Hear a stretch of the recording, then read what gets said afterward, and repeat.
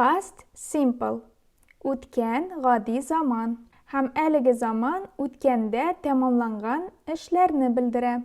Grafikka qaragancha X bilan belgilangan tomga o'tgan zamonda tura ham ish ul tamomlangan. Past simple'ning yasalishi. En başta subyekt kile. Onları töp fiil. Agarda töp fiil regular yaisa durust bo'lsa, u fiilga ed degan qo'shimcha yolg'ani. Agarda fiil irregular, ya'ni durust bo'lmasa, biz maxsus tablitsani qaraymiz, ham u tablitsadan o'tgan zaman formasini topamiz. Masalan, I visited Kazan yesterday.